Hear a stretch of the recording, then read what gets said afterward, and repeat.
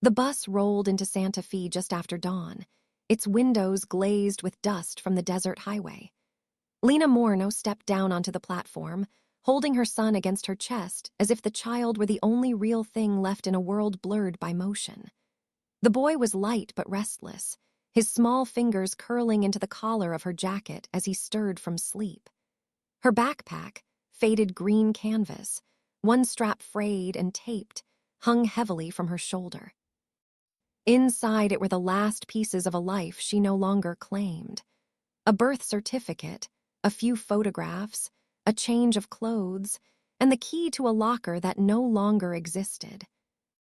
She stood for a moment in the dry morning air, breathing it in. The sky above the New Mexico capital was enormous, a pale blue field stretching past the rooftops, so clean and indifferent that it made her dizzy. Around her, the bus terminal pulsed with noise, engines cooling, voices rising, doors slamming. People were reuniting, departing, arguing, laughing. To Lena, it all sounded slightly distorted, as though her hearing filtered more than it should. It always had. Since childhood, sound had come to her differently. She didn't just hear words, she heard what they carried. The tremor of fear in a man's sentence, the hard blink between a lie and its echo, the shallow breath before a betrayal. When she was a girl, teachers thought it was imagination. Later, when her mother called it a curse, she learned to hide it. But it was that same instinct that had saved her a week ago, when Garrett Caldwell's tone began to shift from charm to possession. In El Paso, the Community Advancement Program had advertised itself as a place for second chances, meals, housing, job placement. In reality, it was a network of debts and false papers, trading desperate people under the veil of charity. Lena had joined its kitchen staff because it was steady work and because she could blend into the background there. She was small, quiet, ordinary-looking, dark hair always pulled into a knot, expression calm but distant, as if she lived half a step behind her own life. She was good at not being noticed. But Garrett noticed. He was a man who used warmth like a scalpel. He never raised his voice, never threatened outright, yet every word left a small incision. When he began to show her mentorship agreements, she could hear the tightening of his pulse in each syllable.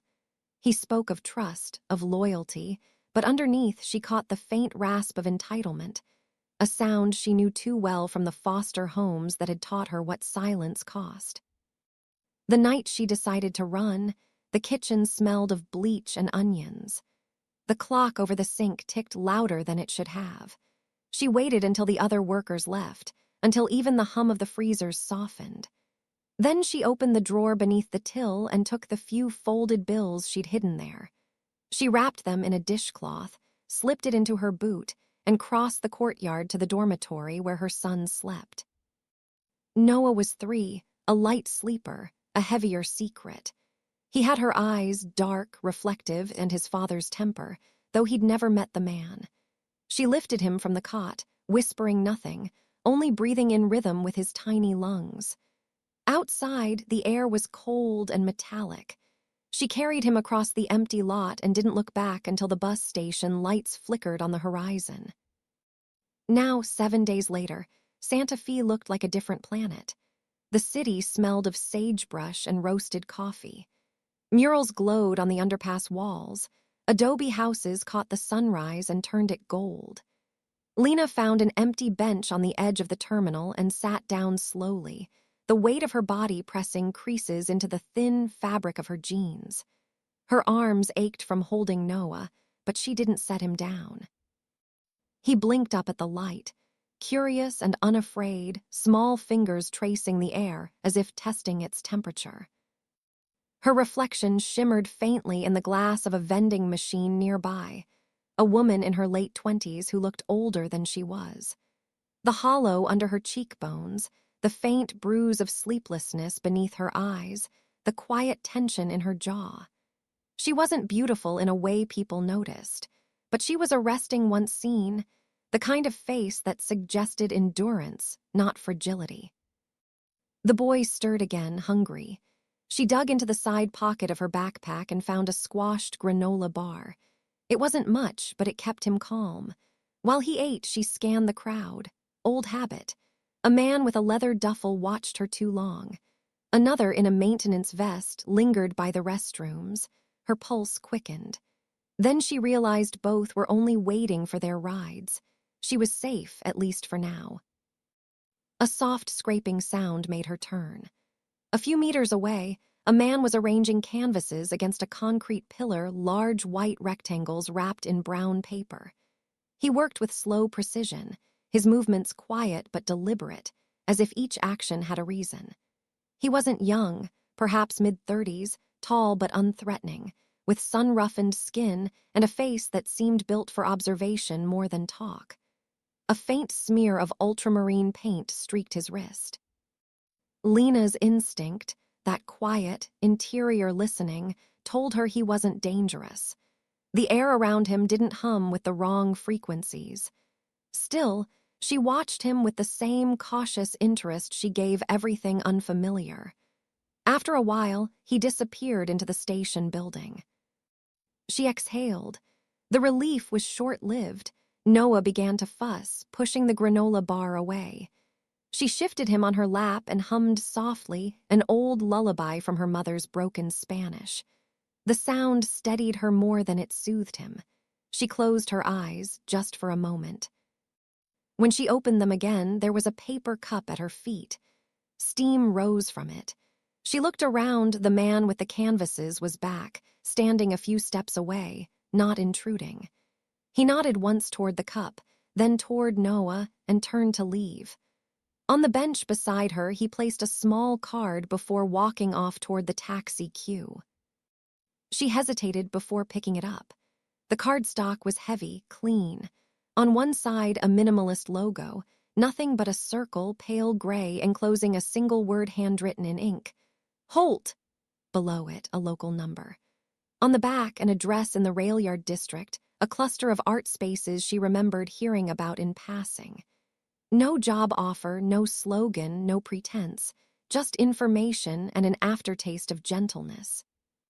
The milk was still warm. She tilted the cup to Noah's lips, and he drank greedily, spilling half down his chin. She smiled despite herself and wiped it away with her sleeve. For the first time in days, she didn't feel like she was being hunted. The noise of the terminal faded into a low hum. Somewhere, a train horn echoed against the mountains, steady and distant. Evan Holt, she thought. She repeated the name silently, memorizing its shape the way she used to memorize safe exits. It wasn't an invitation, not yet, just a reminder that the world still contained people who acted out of quiet decency. People who didn't want to own her story. She gathered her things, adjusted the strap of the backpack, and stood. The bus schedules glowed faintly on the digital board overhead. She didn't know where she would go next, only that she couldn't keep running in circles. Maybe Santa Fe was far enough to rest, to find work that didn't hide chains beneath pay slips, to let her son grow without fear. The sunlight climbed higher, painting the cracked concrete in gold.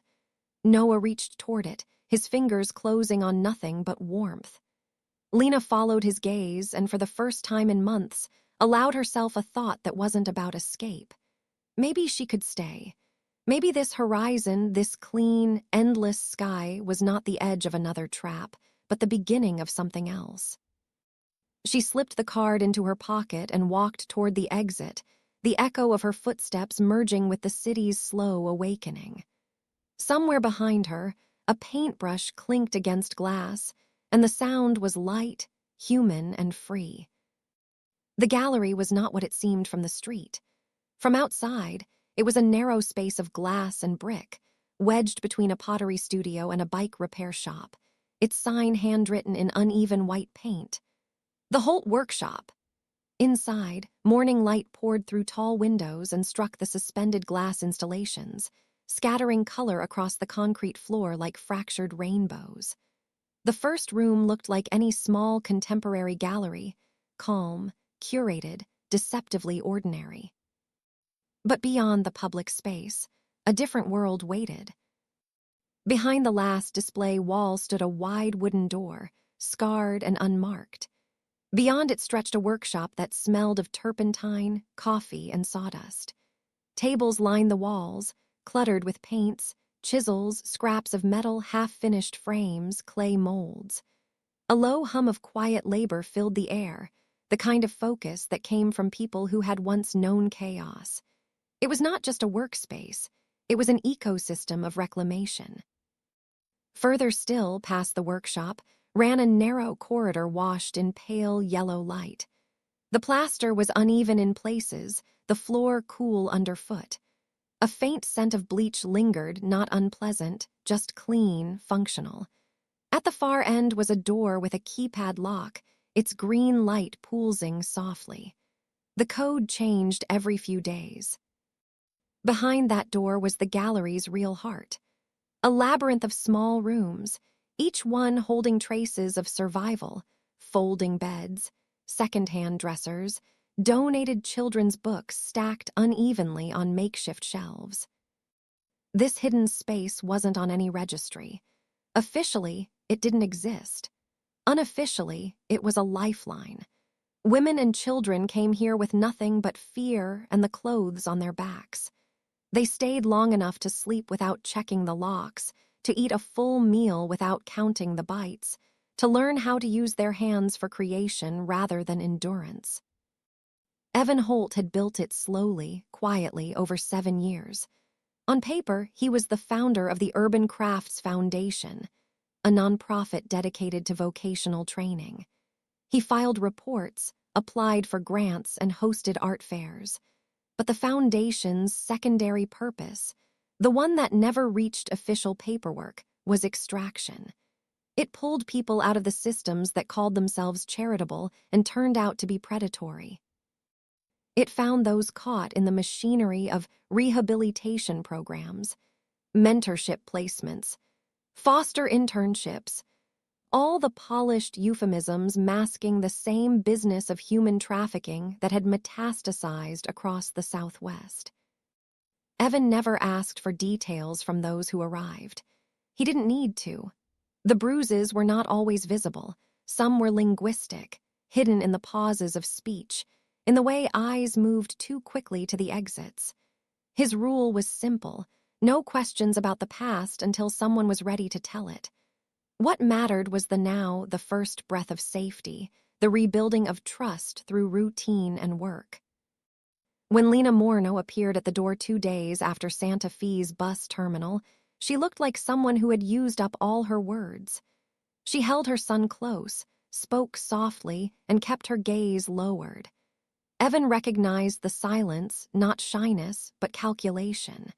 She was measuring the space, the people, the exits. He showed her the workshop first, explaining that there were shifts available in printmaking, ceramics, and woodcraft. She said she didn't want training or charity. She needed work, temporary, enough to feed her child and find footing. She didn't want to be another name in another spreadsheet. Her tone carried no bitterness, only fatigue. Evan nodded and led her past the storage area to the back kitchen. It was large enough to feed 20 people and small enough to feel private. She looked at the worn counters, the misaligned drawers, the pantry shelves crowded with mismatched cans and spices, and asked for permission to organize it. By the second evening, she had turned it into an orderly system. Dry goods by type, knives sharpened, sinks sanitized, timers recalibrated. She moved with the precision of someone whose survival depended on control. He gave her access to the small printing station, an old but functioning offset press used for local flyers and packaging orders. Within a week, she was producing clean, consistent prints faster than anyone before her. She adjusted the pressure rollers, replaced worn belts, and even rewired one of the auxiliary motors. When Evan asked how she knew how to fix industrial equipment, she said only that she had worked in kitchens where machines broke often and help never came. At night, when the others slept, she stayed in the kitchen brewing coffee long after midnight. It was there, in that quiet hour, that she finally spoke, not about herself, but about the system she had escaped. She described Garrett Caldwell in the careful, distant tone of someone reciting evidence. His employment program had contracts with a conglomerate called Tora Genesis, a biotechnology firm supposedly developing community health initiatives. Its founder, Myra Torrance, had donated medical kits and diagnostic tools to Caldwell's centers. In exchange, her company received government sponsorship for youth development internships. The documents sounded benign: mentorship programs, vocational training, public-private partnerships, but the numbers never aligned. People entered those programs and vanished from public record. Evan listened without interruption. When she finished, he left the room briefly and returned with a folded map. It wasn't paper, but a translucent sheet printed with thin silver lines that glowed faintly under light. It showed the southern corridor of the United States: highways, bus terminals, industrial zones, ranches, and clinics. Small marks dotted the routes like constellations. Each mark represented a missing person reported and never found. Lena leaned over the map. The pattern was unmistakable. Lines converged around Albuquerque, Santa Fe, Taos, and stretched beyond state borders toward Colorado and Texas. Each node carried initials, each line a date. In the margins, someone Evan, she assumed, had annotated with small symbols: triangles for safe houses, circles for confirmed trafficking points, squares for suspected corporate affiliates. He didn't need to explain. She understood at once that this was his war, not a crusade, not vengeance, but a deliberate counter-network. She touched one of the circles near El Paso. "Caldwell," she said quietly. Her voice barely rose above a whisper, yet the name seemed to resonate through the room. Evan didn't respond, but his eyes flicked briefly to a black folder on the nearby shelf. That night marked the beginning of something new. Not redemption, she didn't believe in that, but a strange, mutual recognition between two people who navigated truth differently. One through observation, the other through sound. Over the following days, she noticed that the workshop operated like a living organism. Every person had a function, not imposed but grown from skill. Nora, a former nurse from Tucson, ran the ceramics kiln and handled first aid. Keisha, once a data clerk in Phoenix, maintained the encrypted ledgers that kept their operations invisible to public records. Each of them carried a story carved into posture and silence. Together, they formed a pattern of recovery that could not be quantified. Lena worked among them without questions, but her mind did not rest. She began to record the background noises from local broadcasts, city council meetings, charity ads, even promotional videos for Tora Genesis. She noticed that her peculiar sensitivity to tone, once a burden, could be a weapon. Lies had resonance. In men who believed their deceit, it hummed low, like bass under static. In those forced to repeat scripted narratives, it trembled higher, thin and reedy. When Tora Genesis spokespeople spoke of opportunity pathways, she heard a metallic distortion beneath their vowels, a tension consistent with suppression. She began cataloging these patterns on her notepad: frequency, pitch, type of falsity. Soon her notes became a form of analysis. She created a chart mapping vocal stress patterns against dates of recorded disappearances. The correlation was staggering. By the end of the week, she presented her findings to Evan. On the table lay several pages filled with numbers, timestamps, and annotations. Her handwriting was precise, almost clinical. She had identified that every major Tora Genesis recruitment drive coincided with the vanishing of at least 3 women or adolescents from adjacent counties. The training facilities, announced in the press releases, never appeared on satellite imagery. But the truck routes from their supposed suppliers matched those used by the same transport companies listed in trafficking investigations. Evan read in silence. Then he placed his palm on the table, covering the corner of the paper as if to weigh it down. He didn't praise or question. Instead, he handed her a small encrypted drive, one of the black-labeled devices used by their network to share data safely. It was a wordless gesture of trust. That night, the workshop lights burned longer than usual. In one corner, the hum of a 3D printer filled the air as Keisha fabricated new identity badges for 2 arrivals from Tucson. In another, Nora patched the shoulder wound of a boy no older than 15. Outside, the wind carried the faint scent of rain over adobe roofs. Lena sat by the press, her hands still ink-stained, the drive resting beside her. She felt the strange calm that came after long motion, not safety, but the beginning of it. Her son slept in a nearby room, the rhythm of his breathing mixing with the soft clatter of the machines. She realized she had stopped planning her escape routes. For the first time in years, her body wasn't coiled for flight. She was still alert, she always would be, but the vigilance had found purpose. In the dim half-light, Evan passed by, his footsteps almost noiseless on the concrete. He paused, studying her for a moment, then continued without a word. His presence was steady, unintrusive. She understood now that his kindness wasn't softness. It was structure, the kind that held others together when their own had collapsed. The next morning, Santa Fe woke under a thin sheet of fog. From the workshop windows, the city looked like it was floating. Inside, the day began the way most did. The hiss of espresso in the corner machine, the distant chatter of someone sanding wood, the soft, rhythmic clicks of type from an old letterpress. Lena watched as sunlight spilled across the floor, dividing the room into stripes of warmth and shadow. It reminded her of the gallery's name, a place made of both light and its absence.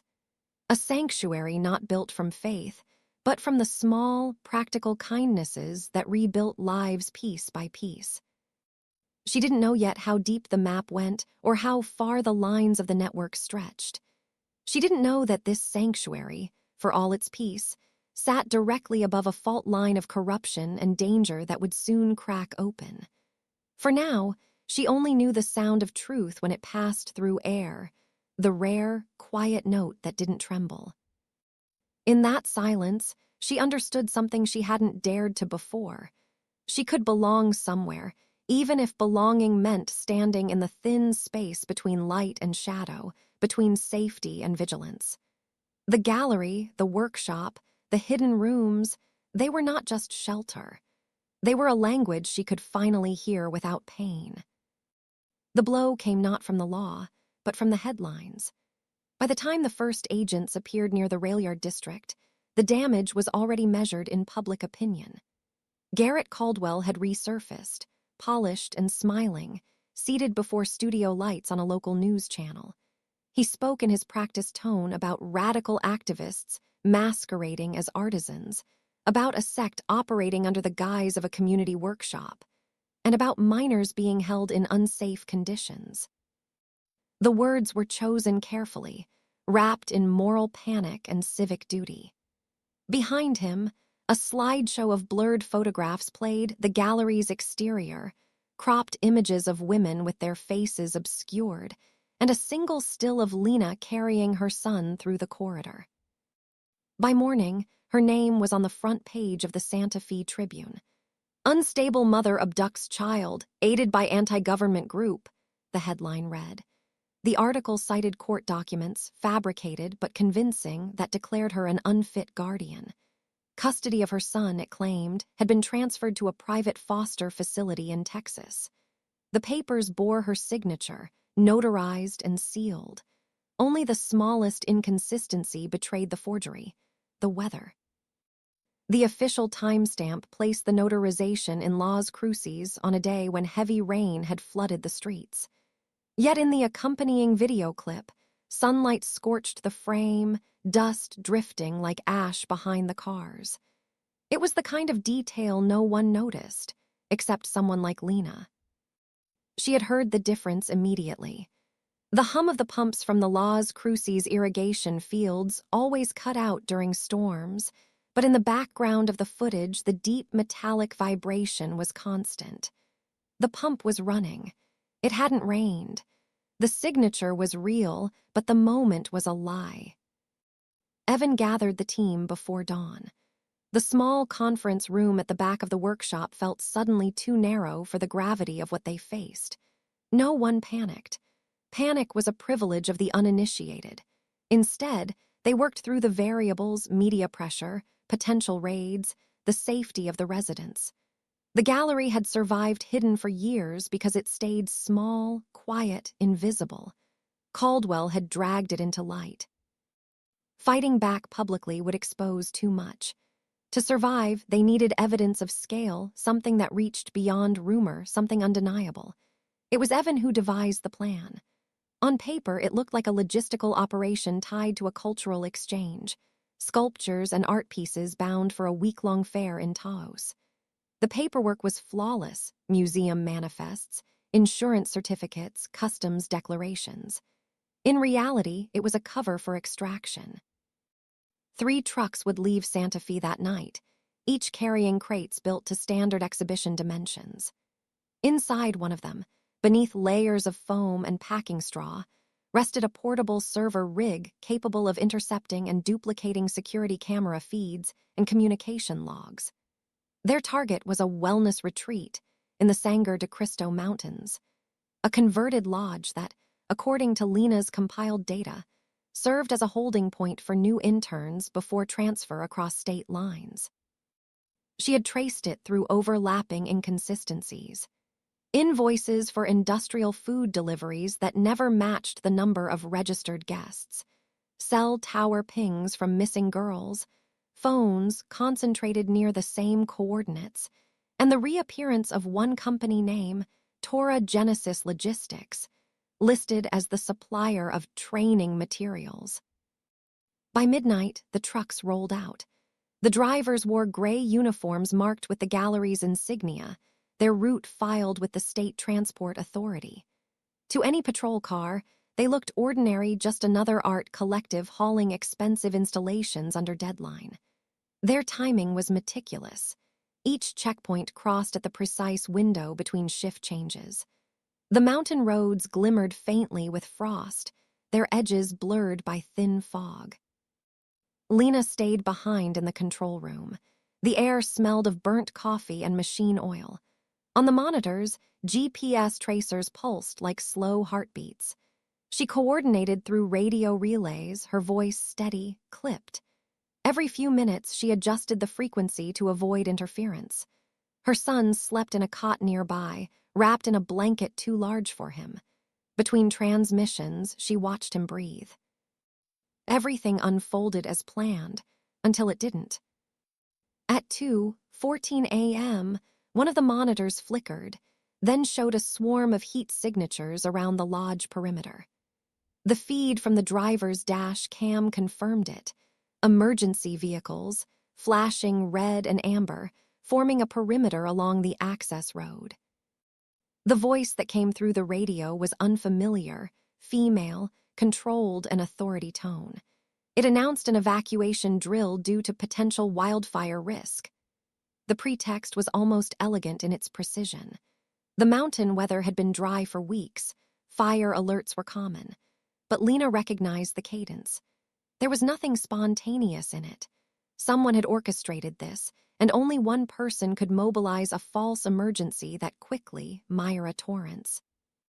Tora Genesis, CEO, had stepped out of the shadows. Her legal team had petitioned the county to authorize the evacuation as a preventive measure for corporate liability. The retreat was being emptied, not by force but by paperwork. By the time the trucks arrived, the girls would be gone, flown out through a private airstrip 20 miles west. Evan's voice broke through the static, low and decisive.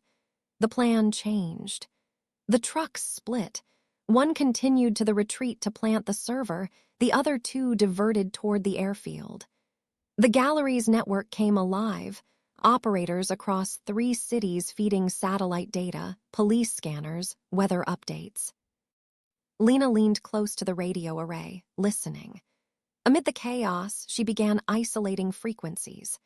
The men on site communicated over short-range digital comms, but their coordinator was speaking on analog, an older system, less secure. She tuned in manually, one dial at a time. The signal wavered, caught between interference and the wind. Then, beneath the noise, came the rhythm she was waiting for, the irregular breathing of someone not trained for the field. He exhaled unevenly, words catching between breaths. Office lungs. A desk man pretending to be in charge. She recorded the pattern, replayed it twice, then matched it against archived interviews and promotional recordings. The voice belonged to Dr. Edward Klein, listed in Torah Genesis financial disclosures as a consultant for youth behavioral development. That was the link they needed, a corporate official present at an unlicensed facility during a covert transfer. Evan rerouted the data stream to a contact in Albuquerque, an assistant prosecutor sympathetic to their cause. Within 40 minutes, the prosecutor filed an emergency order to inspect the private aircraft for licensing irregularities. It was enough to halt the departure under federal transport law. When the trucks finally reached the airfield, they arrived under the guise of museum contractors retrieving crates from the evacuation zone. The guards, already confused by overlapping jurisdictions, allowed them through. In the noise of diesel engines and rotor blades, no one noticed when the crates shifted direction, not toward the hangars, but toward the perimeter gates. By dawn, the first light hit the runway. The supposed evacuees, 12 young women, exhausted and shivering, were escorted out by county responders unaware of the full story. Officially, they were participants of a youth mentorship program displaced by the fire alert. Unofficially, they were free. Lena watched it unfold on a lagged satellite feed, her hands clasped tightly on the desk. Relief was too heavy to feel like victory. It came with the cold certainty that Caldwell and Torrance would not retreat. The humiliation of a botched transfer would demand retribution. When Evan returned that morning, he carried the weight of both triumph and inevitability. The trucks were hidden in a safe lot outside Espanola. The rescued women transferred discreetly to shelters across state lines. No arrests had been made, but the evidence was secured: video logs, flight manifests, and the radio recording with Klein's voice. It was enough to ignite investigations, but also enough to expose them. The workshop remained silent for hours after. The rescued slept in the storage rooms, wrapped in blankets and disoriented by freedom. The others worked wordlessly, repairing, cleaning, erasing traces. By nightfall, the gallery looked untouched again, neat, anonymous, filled with the scent of varnish and drying paint. But the illusion of safety had thinned. The walls, once protective, now felt permeable. Lena sat by the window long after the lights dimmed, listening to the city breathe. Outside, Santa Fe moved as if nothing had changed: cars, laughter, distant music from a bar. But underneath, she could sense it. The vibration of attention shifting toward them, like a current gathering strength before a storm. In her mind, she replayed the breath of the man at the airfield, the tremor of fear hidden under authority. It told her what she already knew. They had struck a nerve in something vast, organized, and vindictive. The rescue was only the opening move, and every sound that night, every engine in the distance, every siren carried the possibility that the next knock on the door would not be a friend. The gallery, once a sanctuary of craft and light, had revealed its second foundation, a battlefield disguised as art. The summons arrived folded in an envelope marked with the blue seal of the State Department of Social Services. It wasn't an arrest or an indictment, not yet, but it carried the same weight. The hearing was to take place in Albuquerque, in a building of glass and concrete on Broadway, the kind of government structure that looked sterile from the outside and colder within. Even in midsummer, the air conditioning there hummed at a fixed institutional chill, like a reminder that emotion was unwelcome. The agenda described it as a special review session concerning allegations of unlawful sheltering and procedural violations by the Urban Crafts Foundation. Beneath the bureaucratic phrasing hid the entire battlefield. On one side, Myra Torrance, flanked by lawyers, state officials, and consultants in sleek suits. On the other, Evan Holt, representing the gallery, the hidden workshops, and the people who had begun to call that place home. The glass atrium filled slowly that morning. Rows of metal chairs faced a raised dais where 5 council members sat in deliberate neutrality. Behind them hung the state flag, motionless in the recycled air. Myra arrived first, her entrance choreographed. Her assistants rolled in 2-wheeled carts stacked with folders, binders, and sealed boxes labeled as evidence. Each bore a printed label: unlicensed minors, improper custody procedures, tax evasion, Section 42B. Her presence filled the space, a careful performance of credibility. She wore gray, spoke in tempered tones to her lawyers, and occasionally smiled at the journalists setting up cameras by the side wall. Evan entered without entourage. He carried only a slim case of documents, ledger printouts, maintenance logs, tax records, a folder of letters from community partners. His shirt sleeves were rolled, his expression steady. When asked if he wished to make an opening statement, he declined. He would let the evidence speak before he did. The hearing began with protocol. Myra's lead attorney outlined the case. The foundation, they claimed, had exceeded its charter by harboring individuals outside approved rehabilitation frameworks, by facilitating the concealment of minors, and by misappropriating funds under the pretense of cultural education. The phrasing was clean, clinical. Each accusation landed like a note rehearsed to exhaustion. They played pre-recorded testimonies, clips of girls thanking Torah Genesis for guidance, for safe opportunities. They projected financial spreadsheets that looked damning in their precision, mismatched invoice numbers, anonymous donors, large transfers labeled as outreach. Myra watched the room carefully as the counsel nodded along. It was all theater, and she understood tempo better than most. When it was Evan's turn, he didn't deny the irregularities. He acknowledged them plainly, his tone even. Yes, the foundation had accepted untraceable donations. Yes, it had employed people without papers. Yes, some of its facilities weren't listed in municipal registries. He didn't attempt to defend them as mistakes. Instead, he explained necessity, how bureaucracy failed faster than the people it was meant to protect, how hiding a location sometimes meant keeping someone alive.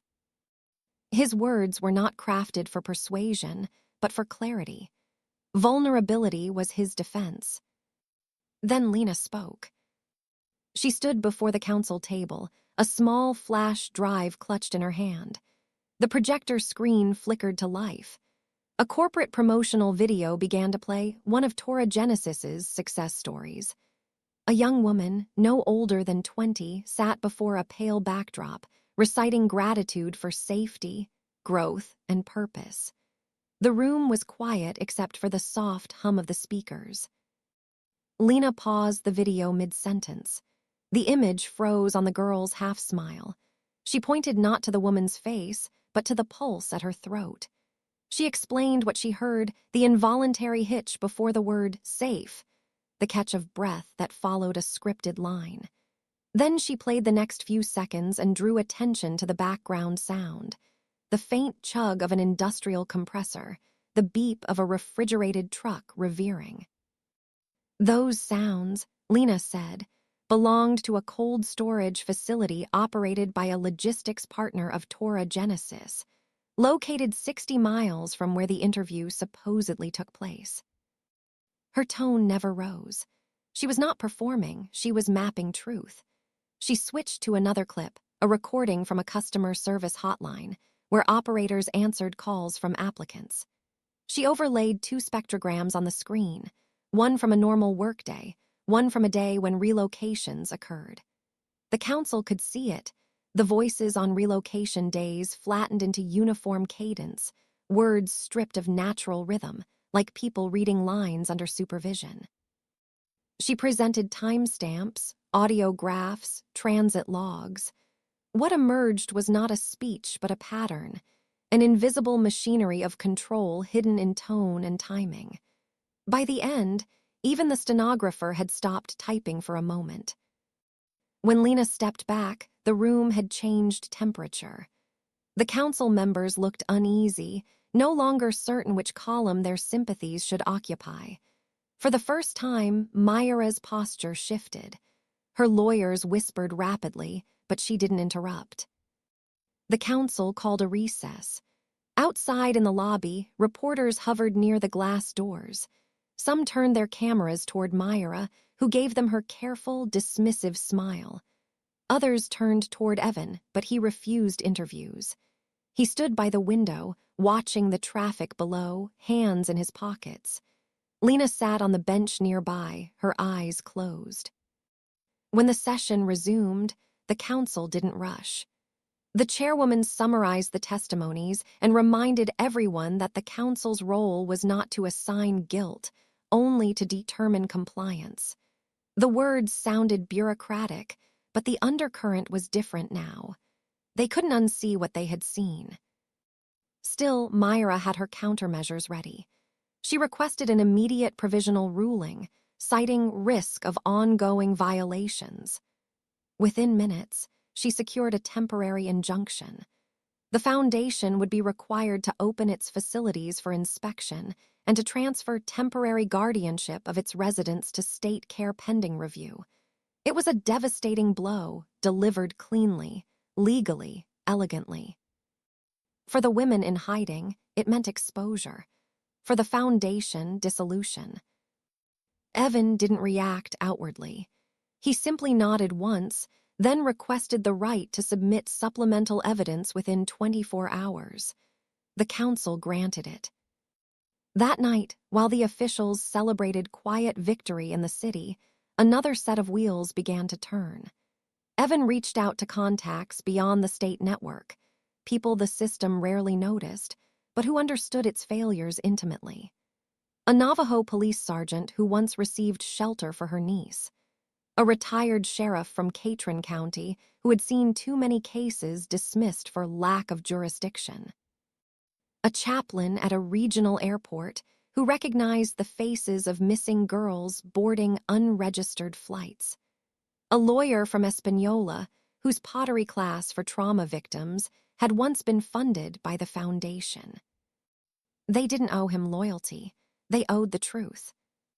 By midnight, reports began surfacing from across the state. Subpoenas executed at old Caldwell offices, warrants unsealed. A task force, quietly revived by the sympathetic prosecutor from Albuquerque, began reviewing dormant cases of fraudulent grants, forged notarizations, and misused federal funds tied to Torah Genesis subsidiaries. When dawn arrived, headlines reversed their direction. The same stations that had aired Myra's accusations now opened broadcasts with footage of agents removing file boxes from Caldwell's property. His own lawyers refused to comment. At 9 the next morning, Evan's supplemental packet reached the council, hundreds of pages bound together, containing testimony, maps, and the recovered audio from the so-called fire evacuation in the mountains. Each file corresponded to an individual story, each story tied to a route on the map.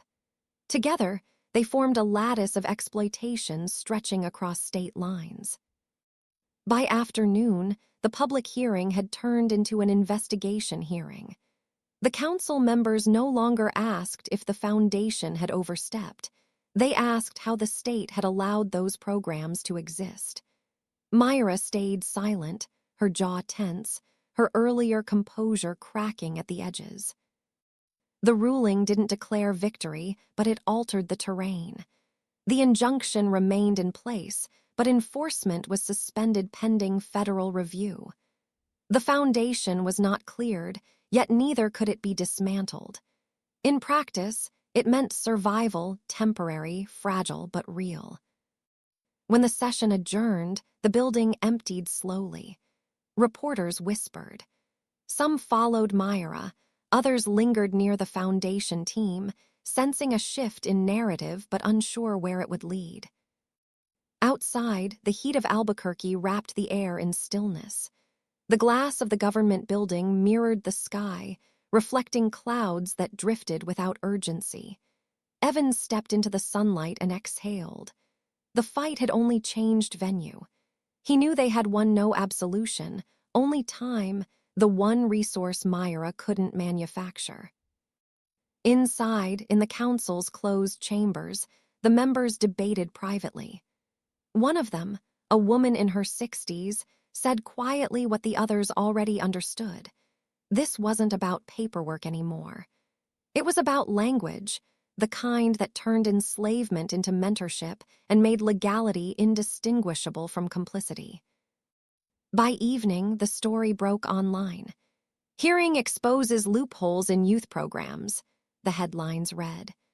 Beneath them, photos of Lena standing before the projector circulated, her face calm, her finger pointing toward a frozen frame of truth.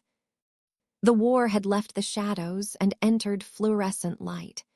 It wasn't a courtroom with bars, but it was a trial all the same, one where truth was measured not in verdicts, but in who could bear to keep listening once the noise of power fell silent. The day broke with the dry clarity peculiar to the New Mexican desert. The light was pale and merciless, flattening everything it touched. By noon, the heat had built to the kind that slowed movement and blurred thought. Lena had taken Noah to a small clinic near the Rio Grande, one of the places the foundation trusted, not an official partner, but a sympathetic therapist who treated the rescued women and their children without judgment or paperwork. The boy was calmer now, drawing with dull crayons in the waiting room, humming under his breath. The therapy sessions had become part of their fragile normalcy, one of the few predictable hours in a life still stitched from caution. When they left, the afternoon sun shimmered on the pavement like a sheet of molten glass. The air smelled faintly of water and exhaust from the riverside traffic. Lena pushed the stroller slowly, keeping close to the shade of the cottonwood trees. The path curved along the park where joggers passed in intervals, ordinary people with earbuds, unaware of how many precautions hid behind the stillness of that moment. The black Jeep appeared too smoothly to be coincidence. It pulled out from a side street, idled by the curb for half a minute, and then rolled forward just as Lena reached the bend. The windows were tinted. The driver's shape was barely visible through the reflection of the sky. The vehicle stopped parallel to her, silent. She didn't hear the door open, but she felt it, that faint change in the air, the way the hum of insects paused. It wasn't an attack, not yet. The man who stepped out wore civilian clothes, expensive but unremarkable. His posture was deliberate, hands visible, voice even. Everything about him was designed to look lawful. That was the danger. Garrett Caldwell had no need to brandish a weapon. His authority was forged from paperwork and fear. This was not kidnapping, not officially. It was enforcement of custody rights, retrieval of a minor, resolution of a disputed guardianship. The language was always sterile. The intent never was. Lena froze only long enough to verify what she already suspected. No open witnesses close enough to intervene, no immediate patrols on the street. But she also knew that she wasn't alone in the old sense of the word. What she and Evan had built wasn't a fortress. It was a web one stitched from small, almost invisible acts of foresight. Each one modest, but together, resilient. She bent over the stroller as if adjusting the blanket and pressed her thumb under the handlebar where a round metal clasp was hidden. It looked like a safety fastener for the canopy, but inside was a GPS transmitter linked to the Foundation's encrypted channel. The signal would ping 3 nearby volunteers, 2 of them runners who used the same path daily, and 1 city worker stationed by the public restroom. Each knew the pattern of alert tones. A short double pulse meant watch, a long one meant move. Lena turned slightly, scanning for the second anchor in their chain, a utility pole marked with a QR sticker advertising a historical walking tour. To tourists, it offered a map of landmarks. To the Foundation, it masked a micro-beacon tied to the same network. She let her eyes linger on it a moment, long enough for the camera hidden inside to register her face. The system didn't need passwords, only the confirmation that she was in distress. Caldwell spoke again. His tone was polished, calm, almost pitying. He gestured toward the Jeep, toward the car seat visible inside. He was reciting legal language, repeating that the order had been signed, that she would not be harmed. But his breath betrayed him, shallow, sharp, the rhythm of someone trying to keep anger inside its casing. She heard the lie vibrating beneath the politeness. From the corner of her eye, Lena caught movement by the riverside trail. 2 runners had slowed, looping back as if cooling down after a sprint. One of them wore the Foundation's volunteer bracelet, indistinguishable from a fitness tracker to anyone else. A soft vibration on Lena's own wrist told her the signal had reached the network. She stepped sideways, positioning the stroller between herself and the Jeep, pretending to search through her bag. She needed seconds, just seconds. The sound reached her before the sight did, a distant engine approaching fast, its pitch distinct from ordinary city traffic. Then another, lower rumble. Within minutes, a tribal police cruiser appeared at the far end of the street, the kind that patrolled the stretch of land along the reservation border. Its lights weren't flashing yet, but the vehicle moved with intent. Caldwell noticed. His jaw tightened. Behind the cruiser came a pickup truck loaded with clay crates marked with the Foundation's logo, Community Art Delivery. Inside were 2 men from the workshop, both trained for this, neither armed in any way that could invite escalation. They parked diagonally, blocking the lane. To anyone watching, it looked like a minor traffic jam. Caldwell turned back toward his Jeep, cursing under his breath, but the first patrol had already pulled alongside. The officer who stepped out, a woman with sun-creased skin and mirrored glasses, didn't draw a weapon. She didn't need to. Her authority came from something less fragile than paper. She asked for identification. Caldwell produced it with practiced confidence, citing his federal contract and the case file number. The officer listened, nodded, and asked him to remain still while she verified his credentials. What followed didn't resemble a confrontation. It was quieter than that, slower and far more deliberate. Caldwell tried to step back toward the vehicle. The officer warned him once. He ignored it. Her partner moved in from the other side. Within seconds, the situation crystallized, not violent, just contained. The charges later listed in the report would sound almost trivial. Failure to comply with police orders, interference during an inspection, resistance during detainment. But the timing of his arrest, that exact afternoon, aligned perfectly with a chain of documents already in motion at the state prosecutor's office. Lena watched from the curb, the stroller handle firm under her hands. Noah stirred, blinking at the noise, then returned to his drawing, unaware that the air had shifted around them. Evan had prepared for this possibility, though neither of them had ever spoken about it directly. The network of signals, allies, and decoys wasn't a plan for escape. It was a plan for endurance. It relied not on strength but on solidarity, dozens of small acts of trust linked across counties, each person knowing only enough to act when the signal came. As Caldwell was led toward the patrol car, his composure faltered for the first time. He looked less like a man wronged and more like someone suddenly aware that the ground beneath him had been mapped by others. His lawyer would later argue procedural misconduct, but the real damage was already done. The arrest, however minor on paper, provided the legal pretext the prosecutors had been waiting for, a window to unseal dormant investigations. By evening, agents had entered 2 of Caldwell's former properties.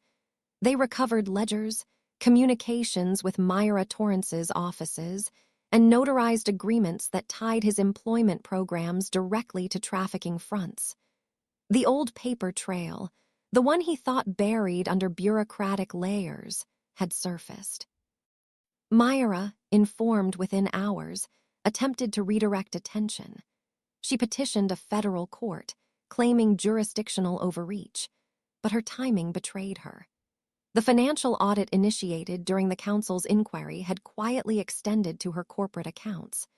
When investigators cross-checked Tora Genesis's consultancy payments, they discovered a string of advisory transfers from subsidiaries in Arizona and Nevada, all corresponding with disappearance reports in those regions. The facade of corporate benevolence began to collapse. Emails between Myra's legal team and local judges were leaked to the press. They contained no explicit orders, only a tone, the smug ease of people who believed themselves untouchable. Lena read those excerpts the next morning, recognizing in the cadence something she had heard many times before, the confident monotony of deception unafraid of consequence. Beneath it, faint but present, was the vibration of fear, the sound of a structure realizing it could be heard. The foundation stayed quiet through the storm. Evan refused interviews, issued no statements. The gallery continued its normal rhythm. Wood sanded, clay fired, ink dried on letterpress plates. To outsiders, it seemed as though nothing had changed. But inside, the air carried a new density, relief and apprehension intertwined. Lena sat at her workstation late into the night, rechecking the data streams. The arrest had triggered a shift not just in the law, but in something less visible, the balance between silence and exposure.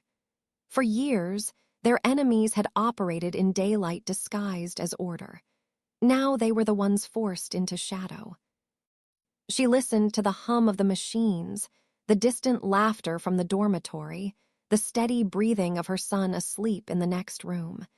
The desert beyond the city was vast and indifferent, but she understood it now differently. Its emptiness wasn't void. It was potential space for echoes to travel, for truth to move without distortion.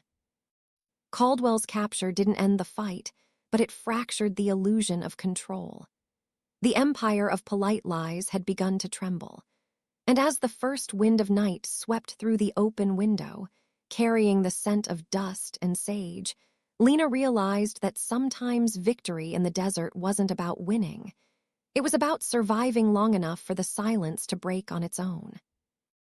9 months after the hearings, the rail yard no longer resembled the place it once had been. The gallery that used to display abstract canvases had turned into an open workshop flooded with daylight. Benches were aligned under large skylights, their surfaces covered with sawdust, rulers, and strips of sandpaper. A grandmother in faded overalls taught a teenager how to guide a chisel through a plank of cedar without splintering the edge. Near the back wall, a woman with tattoos across her forearms restored a broken bookshelf, using clamps and a slow, careful rhythm to make the seams invisible. The air smelled of coffee, linseed oil, and pine shavings. Laughter echoed in bursts between the scrape of brushes and the hum of a hand drill. A new map now hung where the old exhibition calendar used to be. Red pins marked Denver, Tulsa, Tucson, and Spokane, each representing a small workshop that followed the same principles: transparent budgets, limited terms, and voluntary participation. No contracts of indefinite dependence, no punishments disguised as discipline. Each location operated on the right to say no without being labeled ungrateful. It was a quiet revolution that spread one classroom at a time. Lena served as co-chair of the growing network, though she never allowed the role to harden into authority. She had insisted on a double signature rule for any action involving movement or risk, her approval, and that of the local coordinator. It slowed decisions, but it also prevented repetition of the past, when choices made too fast left people behind. Evan had accepted the constraint without protest. He treated it as a sign of maturity, the same way a craftsman accepted the drag of varnish drying slowly in the desert air. His smile, once guarded, had softened into something grounded.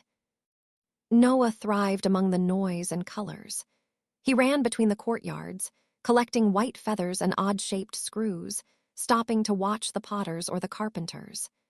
Everyone seemed to know his name, and each time someone greeted him, he grinned like it was the first. He grew up surrounded by hands that were always busy building, mending, and sanding down edges. His drawings changed too: fewer dark tunnels, more open skis filled with tiny houses. In the evenings, when the lights of the workshop glowed through the tall windows, Lena sat on the steps outside with a cup of tea and listened to the city. Her hearing, once tuned to detect deceit and fear, now caught subtler notes. The buses ran later, their engines gentler in pitch. Street musicians no longer packed up at the first sign of dusk. Apartment windows above the shops stayed open when strangers passed below. The difference was not in the volume, but in the tone. The city was breathing differently, lighter, as if someone had released a long-held breath. Her ability, once a shield, had become an instrument for building instead of surviving. She listened for the absences, the blocks where conversation fell flat, the public spaces where silence meant isolation rather than peace. When she found them, she sent people there with benches, light fixtures, and fresh paint. Sometimes it was only a bookshelf, sometimes a table for board games and a laundromat. The goal was always the same: to fill the empty air with presence. Garrett Caldwell's empire had collapsed under the weight of real charges. He was serving time for fraud and facilitation of trafficking. Myra Torrance faced civil suits that stripped her companies of their polished names. Some of the victims chose anonymity and new lives far away. Others returned to teach woodworking, printmaking, accounting, rebuilding not just the furniture but the systems that held people together. Evan, who once hid people beneath the gallery floor, now argued openly with city inspectors about safety standards. His defiance had become transparent. He no longer needed secrecy to protect what mattered. He was learning to be firm in policies and gentle with people, the balance that kept the new foundation standing. The bond between him and Lena never settled into a simple story of savior and saved. It was a pact between equals who left space for each other's mistakes. When urgency threatened to swallow thought, she met his impatience with silence until he remembered that every rushed order had a cost measured in someone's exhaustion. When she tried to bear too much, he pointed to the roster pinned on the wall, the dozens of names proving that strength could be shared. One summer they loaded supplies into trucks and took the workshop into the desert near the White Dunes. The wind came in dry waves, filling shoes and hair with fine sand. Children ran with kites that shimmered against the pale sky. Adults built a makeshift stage from shipping pallets and canvas. The sound of hammers echoed like a rhythm of persistence. As the sun set, the heat withdrew and the horizon turned amber. Lena stood still and listened. What she heard was not silence, but the even, low hum of a city alive in the distance, thousands of voices blending into a single, steady resonance. It wasn't triumph or peace. It was balance, the sound of a place that had learned to carry its own weight. The foundation continued its daily arguments with bureaucrats, its routine audits, its endless spreadsheets. Yet behind every form there were faces and notebooks filled with the proof of quieter victories. Miles walked without panic. First nights slept through without medication. first paychecks saved instead of spent in fear. The archive included not just reports and audio recordings, but handwritten notes from women and men reclaiming ordinary life. One message hung framed near the entrance, unsigned and simple. "Thank you for giving me time to become myself." Lena stopped there often, tracing the fatting ink with her eyes. It reminded her that the real battle had never been against monsters, but for the space in which people could remember their own names. The country still held corners where the word mentorship was a mask for control. Torah Genesis resurfaced under new branding, launching grants and campaigns with polished sincerity. But every video and brochure now faced a shadow of scrutiny. In that shadow stood people trained to listen past words, people who could recognize the tremor of fear behind confident tones. The skill had spread, carried by those who once depended on Lena's gift. At night, when the desert wind swept through the courtyards, the new buildings of the foundation creaked softly, settling rather than resisting. They were designed to flex, not to defy the storm. Lena watched the shadows shift across the walls and thought of how fragile structures became strong by admitting movement. The rail yard, once a hiding place, had grown into something else, a house built to hold the wind, not shut it out. She knew that danger would return in new forms, polished and patient. But she also knew that every predator feared the same thing, silence deep enough to expose the rhythm of its own breathing. And as long as someone could hear that sound, faint, uneven, undeniable, there would always be a path back for those still fighting for air. Story written and directed for Dark Hearts Collection. Thank you for being part of this silence between storms. More stories soon.